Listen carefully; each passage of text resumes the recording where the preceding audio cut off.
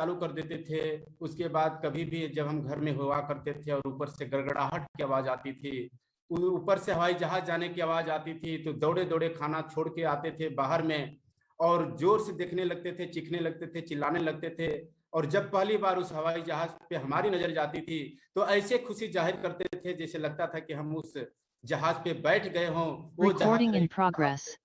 तो हम सभी लोग उसके बाद जब अच्छे बंगले अच्छे मकान देखते थे तो इसको भी पाने की ललक होती थी, इसमें भी रहने की इच्छा होती थी, इस तरीके के सपने होते थे, इस तरीके के ख्वाब होते थे। Recording stopped. जब पैसे देखते थे तो पैसा को भी अचीव करने की ललक आ जाती थी, मुझे भी पैसा चाहिए, मुझे भी पैसा चाहिए। साथियों, एक कहावत है कि जब छोटे थे तो जोर से रोते थे अपनी पसंद की चीज को पाने के लिए, और जब बड़े से हो गए तो चुपके से रोते हैं अपनी पसंद की चीज को भूल जाने के लिए।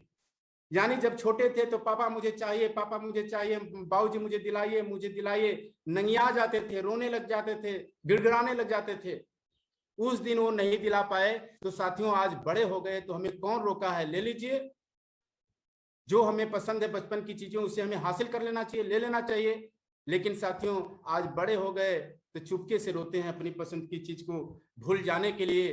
तो साथियों ये हमारे हम सभी लोग अपने अपने बचपन में इन सभी चीजों को पाने का सपना बनाए थे, इच्छा रखे थे, लेकिन ये सारी इच्छाएं अब तक पूरी नहीं हुई। अब जवान हो गए, उम्र दराज हो गए, बड़े भी हो गए, 40-45 में भी बहुत सारे लोग पहुंच गए, लेकिन फिर भी इसके भी आसपास भी नहीं पहुंचे हुए हैं। इसके पीछे कारण क्या है कि जब हम होते गए, जब हम बड़े होते गए तो हमारे रास्तों का चुनाव अलग अलग होता चला गया।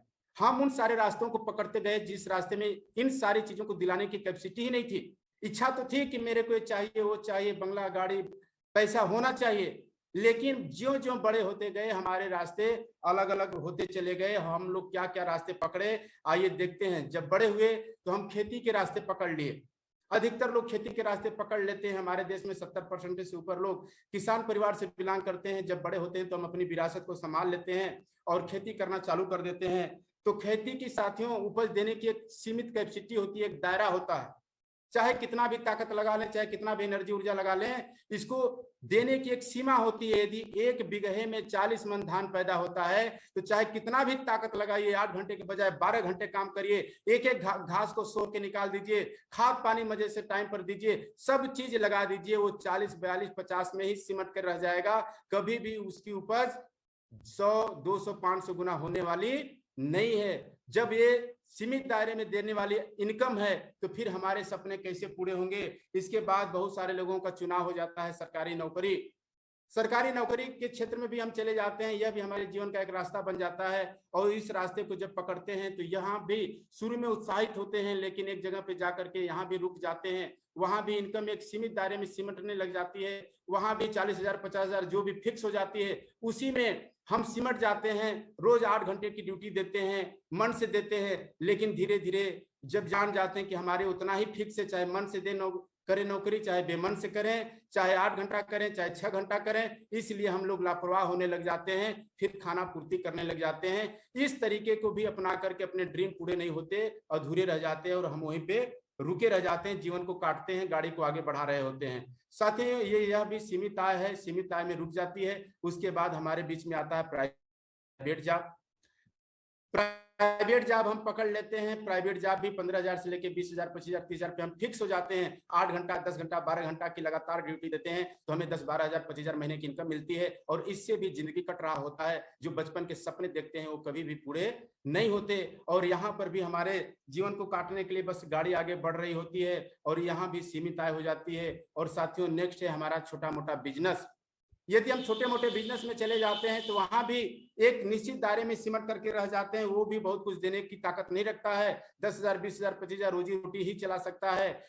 वहां पे हम जाकर के रुक जाते हैं। तो साथियों यह 4 रास्तों का चुनाव हम लोग अधिकतर करते हैं। 90-99% लोग इन 4 तरीके के रास्तों में से कोई न कोई एक रास्ते का चुनाव हम लोग करते हैं। लेकिन हमारे बचपन के ख्वाब, हमारे जो चाहत थी, जो तमन्ना थी, इन रास्तों पे चल करके पूरे नहीं होते हैं। उसके बाद मन में ख्याल आता है कि हमारी भाग्य की रेखाएं लग रहा है सही नहीं है, हमारी भाग्य रेखाएं सही नहीं है। हम जाते हैं बाबा जी के यहाँ, बाबा जी के यहाँ दिखाते हैं, बाबा जी देखिए हमारे भाग्य की रेखाएं सही नहीं है, जीवन में मजा नहीं आ रहा है, कुछ बड़ा नहीं हो रहा है, बंगला गाड़ी कार नहीं आ रही है, और बाबा जी भी हमें काहे को नाराज करें। बाबा जी देख करके बोलते हैं, अरे बेटा बस बस, तुम्हारे हाथ की रेखाएं तो जल्दी से मिलने वाली है, तुम्हारे घर में लक्ष्मी का डायरेक्ट वास होने वाला है, लक्ष्मी पैर तोड़कर तुम्हारे घर में बैठने वाली है। और हम खुश हो जाते हैं, 10-20-50 हजार रुपया, 10-20-50 रुपया उनको दे देते हैं और चले आ जाते हैं कि अब जीवन बदलेगा। कुछ दिन के बाद जीवन नहीं बदलता, इस रास्ते पर चल रहे होते हैं। जब कुछ दिन के बाद जीवन नहीं बदलता तो हम लोग कुछ और तरीका अपनाते हैं, किसी मंदिर में जाते हैं, किसी मस्जिद में जाते हैं, मन्नत मान देते हैं कि बाबा जी भगवान जी, मुझे अब आप अमीर बनने का नुस्खा दीजिए, मेरे जीवन में चमत्कार करिए, मैं बहुत तंग आ गया हूँ, परेशान आ गया हूँ। लड्डू भी 1 किलो लेके जाते हैं, लड्डू भी चढ़ा देते हैं और आगे भी मिन्नत मानते हैं कि यदि आपने ये मेरे जीवन में किया तो हम आपको चादर चढ़ा देंगे अगली बार। और बाबा जी अंदर अंदर मुस्कुरा करके, भगवान जी भी खुश हो रहे होते हैं कि बेवकूफ, तू मुझे बेवकूफ समझ रहा है, हाँ 1 किलो लड्डू मेरे नाम पे खरीदता है, थोड़ा सा मुझको देता है और ले जाके खुद खा जाता है और कहते बाबा जी के नाम पे लड्डू खरीदा हूं। चादर का तुम लालच देते हो। अरे तुम अपने रास्ते को बदले हो, रास्ते को, तुम पूरब जाने वाले रास्ता पकड़े हुए हो और हमसे कह रहे हो कि बाबा हम पश्चिम मुझे ले चलिए, भगवान जी मुझे पश्चिम वाले रास्ते पे ले जाइए। तो बाबा जी पश्चिम वाले रास्ते पे आपको ले जाने वाले नहीं है। पहले अपने रास्ते को बदलो, तब तुम्हारे जीवन बदलेंगे। तुम अब तक जो भी रास्ते पकड़े हो सीमित आय देने वाले हैं, एक जगह जाकर के रुक जाने वाले हैं। चाहे कितना भी ताकत लगा लो, 8 घंटे के बजाय 10 घंटा कर लो, 12 घंटा कर लो, तुम उससे आगे बाहर नहीं निकल सकते। उसका एक सीमा है, एक दायरा है, तुम्हें रास्ते बदलने पड़ेंगे।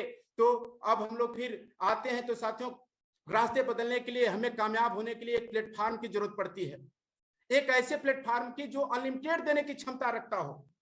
भले उसकी शुरुआत 0 से होती हो, भले उसमें मेहनत संघर्ष करना पड़ता हो, लेकिन हम जहां भी जाना चाहें वो वहां तक हमें ले जाने की ताकत रखता हो। ऐसे प्लेटफॉर्म को पकड़ने की जरूरत है। और साथियों, जिंदगी में प्लेटफॉर्म का बहुत बड़ा रोल होता है।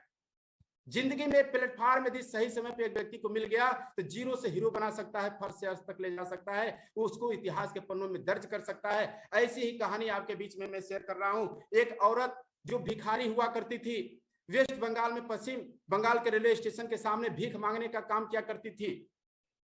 कटोरा फैला करके गीत गाया करती थी। इसके गीत पे कोई खुश होकर के 5-10 रुपया दे दिया करता था। गरीबी के दलदल में इतनी फंस गई कि इसके जान पहचान वाले लोग भी इनसे दूरी बना लिए, यहां तक कि इनकी लड़की भी इनका साथ छोड़ करके भाग गई। ये जीवन को किसी तरीके से काट रही थी, कटोरा लेकर के बैठ जाती थी, गाना गाती थी और इसको कुछ पैसे मिल जाया करते थे। इससे इसका रोजी रोटी चल रहा था, दिनचर्या चल रहा था। लेकिन एक समय हुआ क्या कि एक लड़का इनकी आवाज को रिकॉर्ड करके ग्रुप में डाल दिया और वो आवाज, वो गाना वायरल हो गया। और वायरल होते होते वो बॉलीवुड तक पहुंच गया। जब बॉलीवुड में पहुंचा तो वहां के कुछ जानकार लोगों ने इस आवाज की क्वालिटी को परखा, इसके कला को परखा, इनके अंदर की प्रतिभा को परखा और इनसे संपर्क बनाया। और इनको संपर्क बना करके इनको जो है बॉलीवुड में ले आए, थोड़ा ट्रेनिंग दिए, थोड़ी तैयारियां करवाए और उसके बाद गीत गवाए। और वो गीत की बोल थी, तेरी मेरी मेरी तेरी। यह गीत आते ही पूरा धूम मचा दिया। हर जगह ट्रक पे, टेम्पू पे, दुकानों में हर जगह बजने लगा। और देखते ही देखते यह रानू मंडल रातों रात चमक गई। साथियों, इनके पीछे मैं कहना क्या चाहता हूं कि जब ये पहली जगह पर थी तो वही आवाज थी, वही गला थी, वही हुनर था, वही प्रतिभा थी। लेकिन उसी आवाज, उसी गले, उसी प्रतिभा की कीमत 5-10 रुपया मिला करता था। लेकिन जो ही प्लेटफॉर्म चेंज हुआ, जो ही प्लेटफॉर्म बॉलीवुड का मिला, बॉलीवुड के प्लेटफॉर्म पे आते ही इनको उस गाने की कीमत जो दी गई वो 7 लाख रुपए थी। मैं यह बात सुनकर के हैरान हो गया कि क्या प्लेटफॉर्म में ताकत होती है। यदि हमारे अंदर हुनर हो, प्रतिभा हो, यदि उसका सही प्लेटफॉर्म ना मिले तो साथियों उसकी कीमत जीवन में नहीं मिल पाएगी। हमें अपने हुनर और प्रतिभा के साथ साथ जीवन में एक ऐसे प्लेटफॉर्म की भी जरूरत पड़ती है जो हमें ऊंचाइयों तक ले जा सके। और हमें भी एक ऐसे प्लेटफॉर्म की जरूरत है जो अनलिमिटेड देने की क्षमता रखता हो। और उसी प्लेटफॉर्म का नाम है साथियों आरसीएम बिजनेस। आरसीएम बिजनेस के माध्यम से हम अपने हुनर को उपयोग कर सकते हैं, अपने अंदर की छुपी हुई ताकत को बाहर ला सकते हैं। संघर्ष यहाँ करना पड़ेगा, समस्या यहाँ पर आएगी, लोगों का सामना करना पड़ेगा। लेकिन साथियों, कभी भी आरसीएम बिजनेस एक सीमित दायरे में सिमट करके नहीं रुकने वाला है। जहां आप जाना चाहते हैं, 1 लाख महीना पे जाना चाहते हैं, 1 लाख बात पे ले जाएगा, 2 लाख महीना जाना चाहते हैं 2 लाख ले जाएगा, 5 लाख ले जाएगा, 10 लाख ले जाएगा, जहां भी हम जाना चाहते हैं यह आरसीएम बिजनेस रूपी प्लेटफॉर्म हमें वहां ले जाएगा। बस डरना नहीं है, भागना नहीं है, कतराना नहीं है। इस प्लेटफॉर्म में वो ताकत है, वो खासियत है जिस प्लेटफॉर्म पे हम सभी लोग सवार हो चुके हैं। सभी लोग इस प्लेटफॉर्म पे आकर के सुबह की पाठशाला अटेंड करना चालू करती हैं और यही प्लेटफॉर्म हमें बहुत ऊंचाइयों तक साथियों ले जाएगा। बस एक ही चीज कहूंगा, गिरने से डरता है क्यों, मरने से डरता है क्यों, ठोकर तू जब तक ना खाएगा, पास किसी गम को जब तक ना भुलाएगा, जिंदगी है चीज क्या ना इसे जान पाएगा, रोता हुआ आया है रोता चला जाएगा। ए भाई, इस प्लेटफॉर्म को सभी लोगों को पकड़ना चाहिए साथियों। बहुत बहुत धन्यवाद। और आज मुझे 10 मिनट का सेशन मिला, मैं 11 मिनट